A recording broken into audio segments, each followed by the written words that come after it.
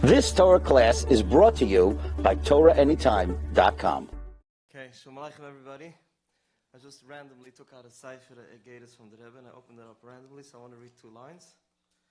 The Rebbe writes over here, Shlomo HaMelech sagt, Chanoich lenar al pi darkoi, gam ki yazkin lo yusem imeni. Sagt the Rebbe in Yiddish. The tzidem yingel of zan weg, you should raise every child. Random open to this page. Should come out. There's no random. Steigt sich. Raise every child in their own way, in their own path. Afille wenn wird alt werden, when he'll get older, wird sich nicht upkehren davon, he would not leave the Weg von Torah. Just want to say that I, mamish, feel so humbled. Such a schiz to talk to such beautiful Hasidic Yidden. Babitza, I was asking a few Yiddelich where they're coming from alle Ecken Welt. Mamish, literally. All my life I wanted to be in Crown Heights, the Woche from the week of the... Here I am, Baruch Hashem, have this schiz to speak for you a little bit and share with you. We don't have much time. I wasn't given much time. We're going to talk on very heavy topics. I'm going to try to compress it, to zip file it into very short. To Talmidei Chacham Melamdim Merkaz. So Be'ez Hashem, you'll be able to comprehend it in a quicker fashion. I shouldn't have to spell out everything with Meshulam and just talk Devurim Kavayusam. In order to raise the next generation, the new generation that we're dealing with, there was never a time that what we're facing now. It was Gait Furerim, the whole world, raising the kids today. They should grow up to be Ehrlich Yidden, Hasidim. We're fighting against many winds, many different stuff happening around the world. So what do we need to do? Sometimes the right thing to do is to look at the failures. We look at the kids that fell out of the system, that fell out of the school system. As the world calls them, OTD, I don't like that word. The children that are, the bucherim, the teenagers, and the girls that are falling out, that are searching, coming from Ehrlich Yiddish Shtiver. And what they end up doing is they're searching around the world, and we look at them, and we see what's the common denominator, what's happening to them, and how can we prevent it when it comes to the kinder and chayde, the children that are learning the Tamim Chetamim and the Talmidei Torah in the whole world. There's one common thing that all the mimchim in the whole world, alle Ehrlich Yidden, the mimchim from America, from Eretz Yisrael, I have the schiz to speak for many, many Shabbatons, for organizations that are training parents how to deal with the children that are struggling. Next week, in 2 weeks, I'm going to Eretz Yisrael speaking at 11 engagements. I'm being in a Shabbos, a Thursday in Beit Shemesh, in Yerushalayim, and all over in this sugya of how to heal our children that are struggling, that are never, not finding themselves yet. One thing that all the mumchim are saying, all the professionals from around the world, is that children that are born and raised in a moiset with melamdim and at home with the parents that feel safe and secure, seen, these are the kids that grow up very resilient. The children that are not resilient, those are the ones that fly with the wind. If a child goes through their elementary, Talmud Torah, Yeshiva Ktana, Yeshiva years, and they're being bullied. Bullying is a very, very serious problem. It's a very serious issue. It creates a child that's for life running away from themselves. Bullying is one of them. Of course, being molested or touched by other people, these kind of stuff. We know that 80%, literally 80% of the boys and girls that are drifting out of our systems were inappropriately touched somewhere, sometime in their life. So it's all trauma related. In order to be a healthy Yid, and we grow up, we go through the Talmud Torah years, many times at home, a lot of the children that you're dealing with, of course, we need to talk about collaboration, talking to the parents, reaching out to the parents, which Hashem will touch on soon. But sometimes, if it's not the parent, it could be the Melamed. The Melamed, the Mechanech, could save a child by early detecting if a child is being bullied or hurt in any way, that could chas v'shulam ruin their life forever.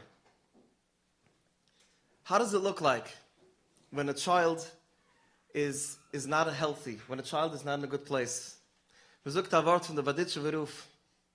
The Baditsche Beruf zoekt, Bereishes Buru. The Torah starts with Bereishes Buru.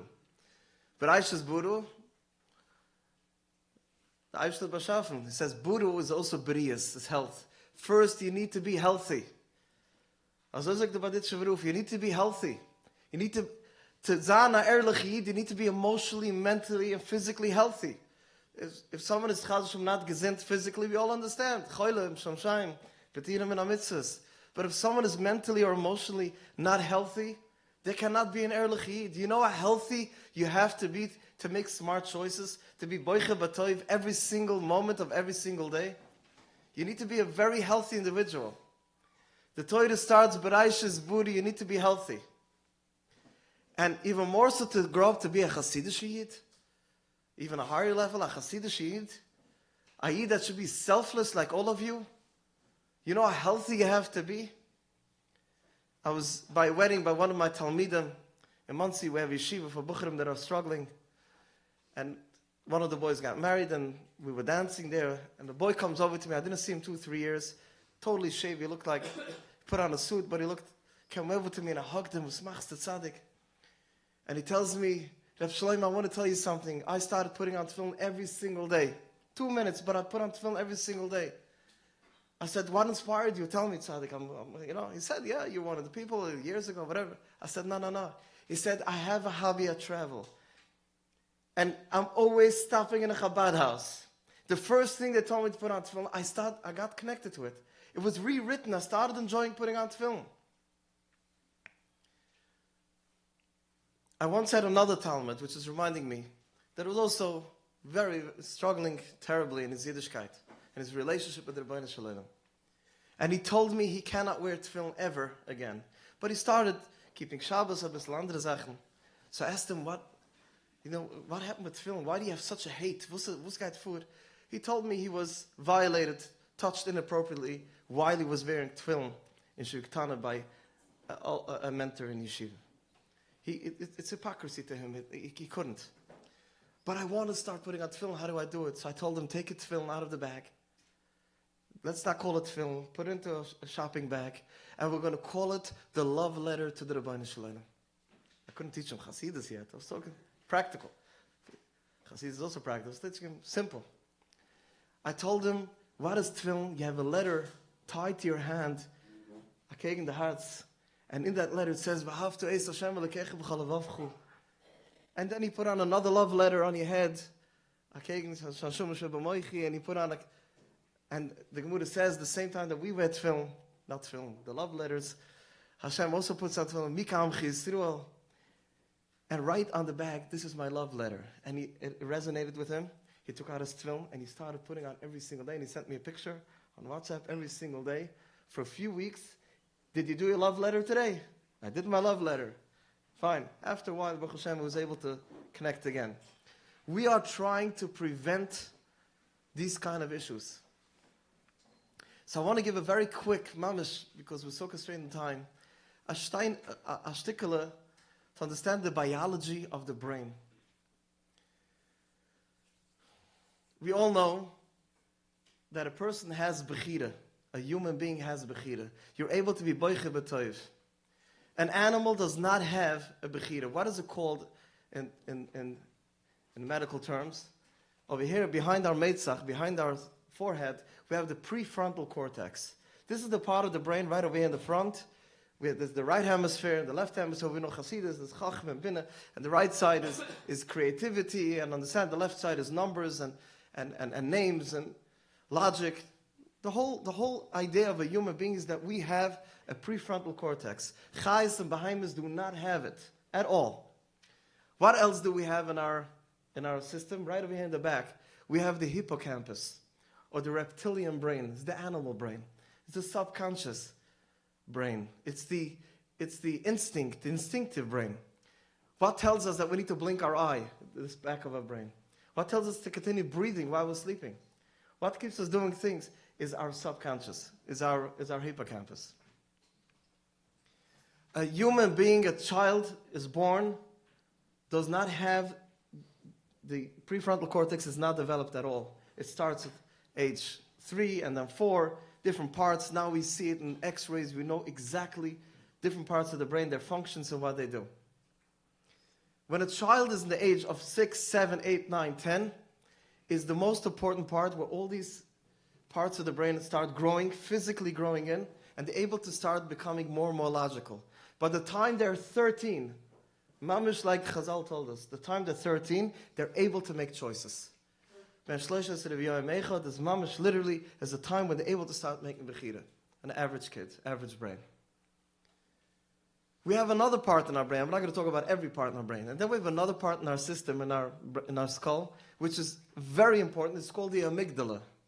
The amygdala is between the ears. It's a central part. It goes down. It connects to the top of the spine, or to the whole nervous system. The amygdala, Hashem put it in there to scan our body, to scan our surroundings the whole time and make sure that we are safe. That's the whole job, the main job of the amygdala. The amygdala's job is to make sure that we are safe. What does it do? It connects to our 5 senses. To our sight, smell, taste, hearing, feeling, a whole time. 3 times per second. 3 stimuli per second. It checks, are you safe? You look around, maybe someone is doing a frown, maybe someone doesn't like me, or you feel a tiny tiny stone in your shoe, something scratching you, you hear a noise, your amygdala is going to scan in a second. Is that a dangerous noise? It's a safe noise? What kind of noise is that? A touch. Someone gives you a clap, you turn around. If it's a chaver, your amygdala says it's okay. If it's yisoina, your amygdala says, and it hurts you. The amygdala has the ability to decide in split of a second. What happens to a child that went through trauma? A child that was bullied by other kids in their class, or bullied by without realizing by their rebbe or their parents, neighbors, a child like that, their amygdala goes on high alert. The amygdala could scan the 5 senses up to 27 times per second. You see a lot of these teens that are at risk. You look at them, you see that they're always constantly looking at, they're in danger mode. And what happens when the amygdala is on high alert? It turns off, this is the key, it turns off the prefrontal cortex. It turns off your ability to make bechira, to be smart, to make smart choices. That's what happens. The amygdala turns it off, and what's controlling the body? The nefesh habahamis, the hippocampus. The nefesh habahamis becomes control. So what does it mean, moich shalat alalev? When you are a healthy person, and your amygdala is calm, you feel safe, really feel safe, your koich ha-bechira opens up. You're able to think, you're able to have school, you become a maskul, and think in tife chashboinus, and look around the wonders of the world, and we call imka chasidus, a kabula, whatever, you're able to do everything. The amygdala turns off the brain, the front brain, to protect you. I'll tell you why. Imagine you're sitting in a forest somewhere. You go on a hike with your family, and you make a barbecue. And you're sitting there, and the olim enjoys sich. Suddenly, you see a big bear. If you're going to start thinking, what kind of bear is that? That's a black bear or a brown bear? A black bear, it's going to be too late. It's going to eat you up. So what did Hashem do? He created the amygdala to turn off our brain, no logic, run to your hippocampus, where over there you have fight or flight. And it knows already. Bear, flight. Maybe you'll get into your car and say, it was only a black bear. Where I live in Muncie, in Montebello, we have every night big black bears like this big. They come to visit our garbage cans, Baruch Hashem. We have bear-proof garbage cans. I got Savoy that my kids have already names for them. One of them is limping, so we know, the limpy is there. Those bears really, that I could go out on my porch and go like that and run away. The black bears are not dangerous at all. I mean, don't try it out, whatever. But New York State, there's only black bears. Fun fact. But the idea is... They ate my chicken last week. They ate the chicken, okay. Trying to eat my goats. So. Okay. Where are you in which state? Pomona. Oh, you're also Pomona. Oh, you can, okay. I had herons eating up my fish in my pond. The kois, big kois. Their lunch was a few $1,000s of loaf. So, the idea is that we need to understand this, because this is going to give you a very important understanding of what's happening. So when a child is developing, they're growing up, they need to feel comfort, they need to feel safe, seen, soothed, understood, wanted, needed. And that keeps the amygdala safe. They're able to comprehend, they can learn the Torah, they can understand everything you're teaching them, they're able to make smart choices. And when a child is a child, and when they do end up fighting with their sister, their brother, with another kid in the class, you're able to rationalize. But if the amygdala is on high alert, how many times you sit down with your child and you gave them a half an hour, you feel so good afterwards. You gave them such a psak. You explain to them, so rational, why you should not do this. You know what's going to happen? You're not going to do it. You're not going to have to get a shidduch. You're not going to have to move on in life. And you walk away, I did it. The next day, the child the teenager is totally disconnected. They didn't remember what you told them. Why is that? Because the front of the brain is just not working most of the time. There are little parts of it, there's a lot to talk about, and then there's the hormones, there's a lot. But this is more or less, as far as I could talk in this shir, is to understand how the system works. So what is our job as Melamdim? Torah, teaching them, educating them, that's a different shir you're going to get. How to teach Torah, how to give it over, that's a total different model. What we're going to talk today about is how to connect to the kid in a way that they should feel you have the ability that you could save one kid in your class's life. Imagine that. What would the Rebbe do for you if you would do that? You've come to the Rebbe and say, my shlichus was this one kid. All of us remembers our Melamdim. I remember every single Rebbe in my childhood. I'm almost 50 years old. I remember my kid, the High Rebbe, he believed in me. I'll never forget. You stop people in the streets and you ask them, who's your favorite Rebbe? And everybody will say, my kid the Chassid Rebbe, my kid the Zayin Rebbe, I don't know his grades. Why? I don't know, I just loved him. He was a role model. What did he teach you? Can you tell me one thing that you remember? I don't remember. Most of us are walking around remembering and the Melamed that believed in us.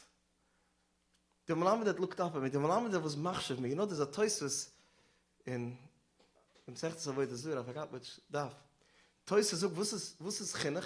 La'achshivam. You ever knew that? To be machshav a child. That's a chashivas. A little child is a big chused with small feet. He's just young. He's not just a kid. I can't. All of us were little kids one day. This kid is going to grow up. If you have one child in your class that you connected to and you gave them, you should be maslich with all your kids, Be'ez Hashem. With your own children at home and your children in the moistus. Be'ez Hashem. If you could give them that liefshav, that have, isn't that chasidus? There's a moidige Degel Machne Freim. You know Degel Machne Freim? It's the Hashem Tov's Einikel. Hashem Tov had a daughter, Udel, and she had two sons. Was Rabbi Chmeshbeshe and the Degel Machne Freim. Degel Machne Freim brings in the name of Zayde, the Heilige Hashem Tov. I think it's in Pashas Vu'eru, if I remember correctly. And he talks about Chol Tzerusam Loitzar, that Hashem feels our child. Hashem feels us. That's not like I have rachmim on my child. Hashem is all over. Hashem is lesser sapunam and Hashem is all over. So he says, what is a feeling that is Zayd of Hashem to tell? What is a feeling of a person? Your feelings are your chiyas. Your mehis. You're actually. You can't say he's just feeling that way. My feelings is actually my chiyas. And what's my chiyas? The Rebbeinu Shalom. So my feelings, says the Degel, you have to. Is how Hashem feels now. Hashem wants you to feel that tsar or that simcha. Feelings are real. Chassid Shurim are very into feelings. Ahav and Yireh, every mitzvah, Ahav and Yireh's feelings. Every mitzvah has to be done. And Baruch Hashem, nowadays we're very aware of it. I mean, Chassidim are always aware of it, but the world, they're trying to teach kids, and they should, when you say you You should not just daven to the Beit. You should feel it. You should connect to the Beit Shalom. The tefillas with your learning. It's a real relationship. And if a child feels wounded, they actually become wounded. What happens is, I first want to make another quick disclaimer. What we're talking about is over here is what we're trying to do. But I don't want any of you to go home today and feel like, I need to do more. I'm not doing enough. Again, you're tzaddikim, you're doing so much. I'm sure it's one of the most underappreciated job, and it should be the most paid job. Halavai, when every Melamed could be paid $1 million a year, would be an understatement. You're the ones, Amos, yeah. You're the ones that are mamish telling avek doires. A Melamed is such a, it's mamish, I always think, I gave a hitch for a Yid in Muncie one day, and I took him a car, and I said, what do you do? Melamed. I said, what? Melamed. I said, you're a Melamed, you're so lucky. It's just a shame that, but we all know, we all remember our childhood. We all remember what a Melamed could do. If you walk into your class and you machshiv every child, you look at him the way the Rebbe looked at a Yid. You know, sometimes when I need chiyas, I go on YouTube, and there's different compilations, different videos from the Rebbe, and you see him out just smiling to kids. The Rebbe himself didn't even have begashmis, kids. He had all of us. Such a hava. Let's emulate that. Lama noch machen the Rebbe with that one thing. Let's try to. A child walks into the class, you see a neshama. The Baal Shem Tov wanted us to see neshamas, not gifim. See deeper. That's our avodah. If we could start seeing the kids as big neshamas, they're just in small bodies at this temporary moment in this olam asiyah. There's a before and after, but it's a big neshama walking around in my class. If we start seeing it that way, and we care for their feelings, and we realize that so do feelings do, and this is a lekis mamish. And if this kid is feeling a certain way, can I listen to him? Can I understand? So a child that's not functioning, obviously that's the first indication that something happening. Or they have a learning disability, or they're being hurt by someone, or nobody's listening to them, they're not feeling seen, they're not feeling important. So we need to, right away, start seeing, well, what can we do about it? If there are parents, you know the parents, it's an amala mention. If there are parents that you could work with, and they understand, verstehen Isaac, you reach out to them. And you say, you know what? We're a shitfim. We are shitfim. We're raising together a yid. We're raising a chussid over here. We're raising a future biggest mashpia in the world. There's a problem. Your child is your child confiding in you? Is he not confiding? Is he telling you? Is he sharing with you? I always tell parents, how do you know if your child is matzliach in chinuch? If your child will come and tell you the greatest secret they have, you know you're matzliach in chinuch. And if they won't, you still have avodah to do. If your child feels comfortable in telling you an avodah they did, a thing they fell through, or they're a teenager or a child, they're able to come and tell you things that bother them, that's when you know you're matzliach in chinuch. Because it's all about the relationship. And Melamdim are also creating relationships with the kids. And this is going to give them everything they need. Hashem. And later, if something happens, they stumble upon a bully in Yeshiva Ketana and Yeshiva Gdoila and this and that, they'll be able to handle it. Because they had their solid, a few years when their prefrontal cortex was growing and developing, they felt an attachment, the closest with their Rebbe. It's unbelievable what you Melamdim are doing. And we all think of ourselves as young people, but remember, when you were a child, how did you see your Rebbe with the Große Burt? Like an older man, a scary, alter man. We feel, yeah, our kids look up at us. The kids walk into class and my Rebbe. I remember I walked into the Cheder where I went and as a little kid, and a few years ago, and I went to Talmud Torah. I remember the lunchroom was huge. And I wasn't there in 20, 30 years, and there was a simcha in that hall in Borough Park. I walked in, I saw a tiny room. It's like, in the kids' eyes, it was huge. The steps were like, I can't know, just 7, 8 steps. It's a little kid. Everything you say, everything you do matters. Connecting to a Talmud is a moedige zach. And also, many times we don't realize our kids that are not functioning with learning, with different stuff, it's not that they don't want to be good. They're missing skill. They're missing skill. They're not missing will.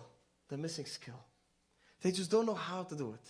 They don't know how to listen sometimes. They don't know how to, you tell a child, you stand up and you should do this. Think a second, does this child really know how to do it?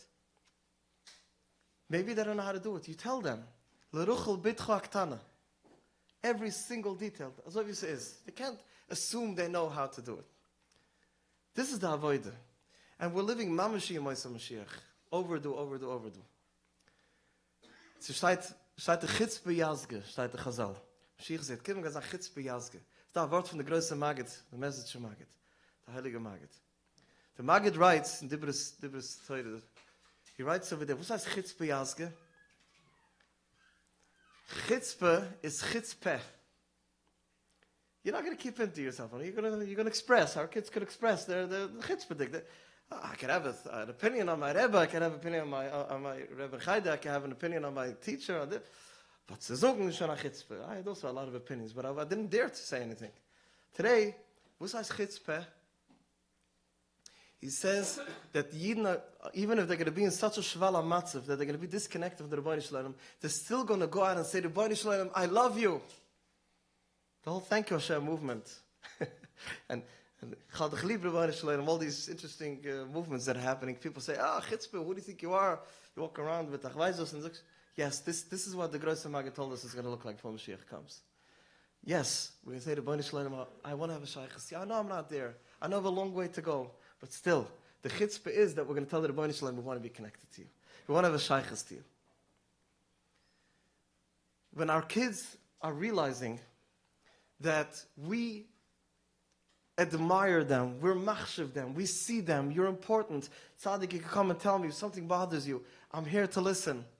If you need some skill, I'll teach you. Ich bin du für dich. It's an interesting thing that I saw an interview, I don't know if it's a besmedrash to say his name, but Carl Jung.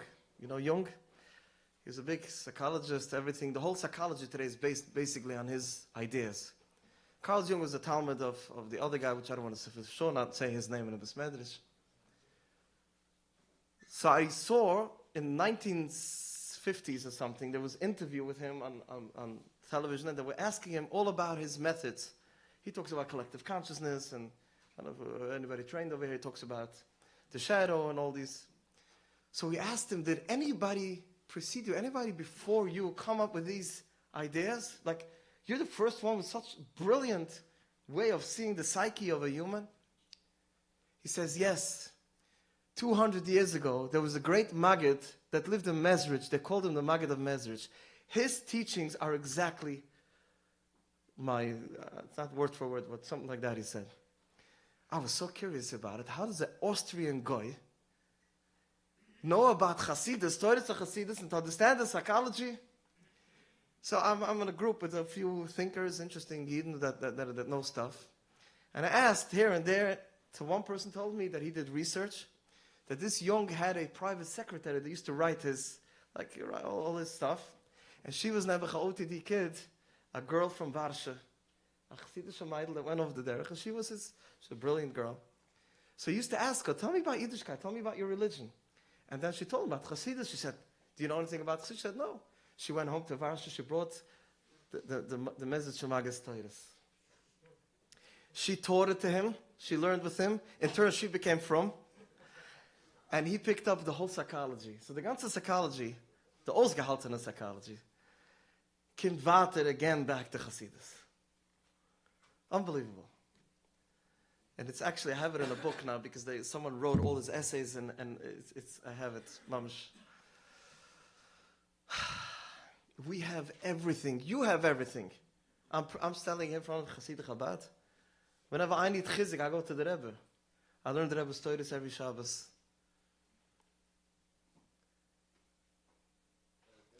Huh? Pinson's around the corner for me. I have Mendel Hecht lives right near me, and we learn Hasidus every Shabbos morning, and he makes sure that I get. But even before, I always used to learn the Rebbe's Torah. I go to the oil a few times a year, of course. Well, I can't be a mashpia without connecting. It doesn't go like that. Sometimes, I was by the oil 2 weeks ago, and I open up random different Torahs, and I learn someone writing a letter. She has a child. The child is crying all night, and the child is not eating, and the Rebbe writes back. Okay, if the child has an eating problem, whatever, but at least you give her bananas and yogurt. Even for a few months, your child is going to get the basic nutrition it needs. And I think to myself, how does the Rebbe know? The Rebbe didn't have little kids at home. That's what mattered to him. Chinuch, you have enough literature for 1,000,000 years from the Rebbe alone. I'm not talking about the other Rebbes, way back. We all need it. He was the Rebbe of the Klal Yisrael. He was not just the Rebbe on his, yeah. I don't know if this is changing the Mahalach a little bit. Go. Lachrin is the biggest errors about Ahavas Yisrael. Yeah. So what we're speaking here is about how, as a Melamdim, as a Mechanech, to try to create that safe classroom experience for the Talmud. Right. And again, Lachrin is the biggest errors about it. Right. What could be done between the Chaverim to bring the class together? Right. In order to the safety from the Mechanech and the safety of such a Very good. Thank you for bringing it up, because that's part of the title that I need to speak about. Shkoyach. Danke. There was always a concept of Ahavas Yisrael. Chassidus created another concept, Ahavas Chaverim. If you look into the Sifrei Chassidus, again and again, Ahavas Chaverim. What is Ahavas Chaverim? Ahavas Chaverim is the people very close to you. It's not just having, like Rabbi Jacobson once said so beautiful, he said, Ahavas Yisrael, anybody's Ahavas Yisrael, sure, you love the Yin, well, the Klal Yisrael, Mikam Yisrael, we do this, with that. What's it, your neighbor, the guy that's sitting near you and making you crazy by davening, shaking the table, oh, he's Tam, and the other neighbor is Tamach, the what? Ahavas Yisrael and Rebbe Yisrael, good, I like that. So about the Ahavas Chaverim is something that has to be very, very much instilled. And I remember my classmates forever from Chayder, from Talmud 30 years. I don't remember from Yeshiva that much, that I remember. And of course, if the Melamdim were able to create camaraderie and get the boys and to talk to each other and make shitvas and create projects with them, they should all, every child should put in whatever project they could do together to create a Ahavas Chaverim between the kids. This for sure gives them a feel of safety and belonging. It gives them, it gets their amygdala to be calm and to let them grow and become. And even if they have some difficulties, sometimes a kid has a difficult neighbor, and the parents are not aware the neighbor is bullying your child. But at least the child has a good chayde, good class, connected with the Rebbe, connected with the other talmidim, with the classmates. A child needs somewhere, somehow. We can't protect our kids. We can't just walk around with our kids like it just can't do that. So what we could do is create a very loving environment and a oyus and kashevas. I always say the greatest gift you could ever give anybody is your two ears. The greatest gift. There is no greater gift in the world that you could give for someone is the zwei oiden. Listening to the Rebbetzin at home also. Listen. Just listen. My Baba used to say, Ma zwei oiden and einmal. You got to listen double and talk once. You got to listen. Hero sign. Validation. You know what validation is? Validating. Psychology came up with validating. We understood already 20 years ago. You got to feel along. I remember when I was a little kid, you fall down, you hurt yourself. So there was all kinds of jokes. Come here, I'll pick you up. Or hey, you have a bandit, hey, you have a lollipop. Just be quiet and just enjoy. So 20, 30 years ago, we realized that no, you have to say, ouch, sorry, you made a boo-boo. Now we advanced. We came to a new level, even more deeper. We understand. We say we need to validate. How would you translate validate into Yiddish? Or Lushan Kodesh? Who knows? It's like, ich bring pasta banglit. Same thing. How do you say that?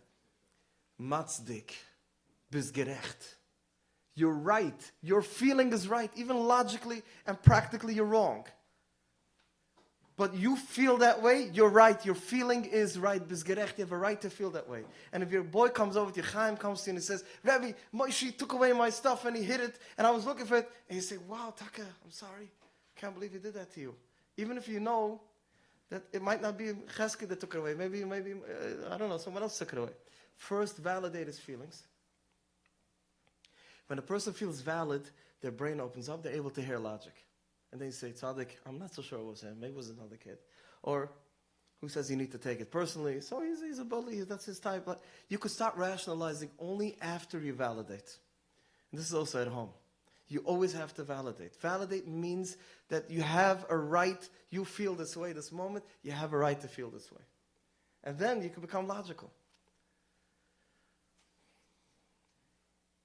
If we have a class where a child goes through from Kita Aleph, Kita Bais, till Yeshiva Tana, till Yeshiva, I'm not sure how you call it, Yeshiva, elementary. What happened, and the child feels, I had this class, this Rebbe was very warm to me, and the other Rebbe, he was clear, and I felt loved, I felt needed, I felt important, I felt like my Rebbe believes in me, that there's nothing like it. You know, in some of the Hasidic Yidden, we wake up in the morning, we get sich Negelwasser. And what do we say? Moida Ani. Where does Moida Ani come from? The Nisach Moida Ani. Chabad says the same Moida Ani? Yeah, probably. Where does it come from? There was a Talmud of Hashem, a Talmud from the Rizal. His name was Reb Moshe ben Mucher. Reb Moshe ben Mucher was a huge, one of the Gedoyle Talmidei Hariya Kodesh. And he wrote a Seifus called Seifus Seider Hayom. And he took all the Kabbalistic concepts and all the Zach, and he put it into the Seider Hayom. And his Nisach from Moida Ani is actually what we use today. And what do we say over this? So there's a lot of soidus over this. It's not so simple. It happens to be I have a siddur at home from I have a lot of siddurim. I like to study siddurim. One of my things. I saw from the siddur Ramchal that they have a much longer Moida Ani, like 12, 13 lines, like every single day. Interesting, beautiful words. But us Hasidim, we accept it from the Shem Tov, I guess. Back to the Seider Hayom. We say Moida Ani lefanech. We thank you Hashem. Shechzati bin Shmus. He gave back my neshama. Bechemlo, Rabu Meneseichu. What's my Rabu Meneseichu? Rabu Meneseichu, how great is your Amina? We should have said Rabu Menusi, my Amina in you, Rabbi Shalom. Rabu Menusi, how great is my Amina in you, Rabbi Shalom. They say, no, it's not that. Rabu Meneseichu, you have faith in me. You gave me back my neshama today because ich bin a chaylik alekayim mimal mamish. The Alter Rebbe added mamish. And mamish is I think by now everybody uses that word, but I think the original was the Balatanya, the way we call him, the Alter Rebbe. He said every Yid knows. Ich bin a chaylik alekayim mamish. You know how important I am. I'm gonna say one mitzvah, another mitzvah, 5 pennies in tzedukah, and I could. How special and a koich. This is again the ganze avodah of Chassidus, to tell a person how important you are, how chushuv you are. What a koich you are. Every word you say, the Gans Pamali Shamal is waiting for you to say Burich Atu Hashem. What else does the kid need? We need to tell this our kids again. We're learning Chassidus. I'm sure you're doing it. But if we could be mechazik in that, tell the kids how special they are. Lach Shivam, tell them Achush. One of the Chassidus Rebbe said, I think it was the Abteruf. Abteruf said, Lo dia livnai Yehudam geviroisav in Ashrai. Lo dia livnai Yehudam geviroisav means the Rebbe Shalom says, no. Lo dia livnai Yehudam. To tell the person geviroisav his strength, how powerful you are, how important you are to the Rebbe Shalom. A Hasidic Yid has self-esteem in the fact that he's the Chaylik Alakam Emal Mamish. He's a Tzeilem Elikim. That's my self-esteem. Not that I'm powerful, rich, good-looking, nothing. I'm talented, nothing to do with nothing. A person could be sitting in a wheelchair, and not the fact that he woke up in the morning and he said, Moida Ani Rabbi Menasechu, that is my self-esteem, that the Rebbe Shalom believes in me, that I'm important, I can still do something. And every single thing I do is major. I had a Balas Shiva in my house not too long ago. And she had 2 of her kids. She was divorced at the time. Whatever, I have a Chabad house, which doesn't say Chabad house on it. I'm undercover. So I heard this lady, I have a shiva in my house downstairs, and I heard this lady telling her kids, if you're going to fight, you can't go to Shil. Hashem wants you to... And I was like, thinking to myself, we're doing the opposite. When our kids are fighting, go to Shil with Tati. I can't fight her. She's machshav the shul. She's machshav the davening. To finish? She's machshav. That's lachshivam machshav to zan the tayre kinderlich, and to give them love and connection and relationship, and looking out the whole time, making sure they're not being bullied by other kids, and seeing that that's going to help them, Be'ezus Hashem, be resistant, resilient kids, that when they grow older, they're not going to have any issue. You want to answer? You said you validate a feeling. Yeah. But when he comes and says, my sister hit me, Yeah. you know that he hit first. So you can validate the feeling. Yes, you're upset that you got hit. Yeah. But that you got hit, that's the feeling. But that your sister hit you, that's the... Right, no, you can't validate something that's not true, obviously. We're validating how you feel. I understand that you feel gypped, you feel hurt, you feel bullied, you feel like a loser. I could validate that. That doesn't mean that you're right. Your feeling is right, yeah. Once you validate the feeling, he'll calm Yeah, yeah. Maskim, yeah, exactly. Because otherwise they're not logic when a person is. Shall I take a few questions or any? Oh.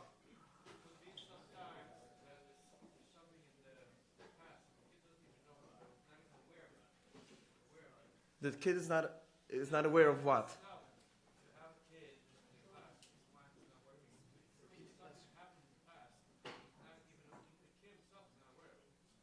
I'm not sure. If something happened in the past, yeah. Okay. So you're bringing up a very interesting topic because. Yes, good, thank you. I think you were asking that what happens to a child that was hurt without them remembering that it happened, and it can still affect their amygdala. And the answer is yes, it could. According to most doctors, according to the mimchen, I can't explain it. Although I went to school, I can't explain it. But there is a metzias there, but you can still heal them. You can still heal them. Because if you're giving them comfort, and if it's your own child, you can't do it as a malamed. But if it's your own child, and you touch them, you're allowed to touch your own kid, you give them a glet, those, you hold the hand, when you touch them, you're balancing their central nervous system. You're giving them a certain sense of comfort. And malamed can only do it with words. Nowadays, I'm shaking a welt. You can't. Rebbes used to give a glet for a I was like, but you could do it with words. You could do it other ways. You could comfort them in with words and different ways. They'll feel important, and Be'ez Hashem, they'll be able to overcome the trauma. You've just experienced another Torah class brought to you by TorahAnytime.com.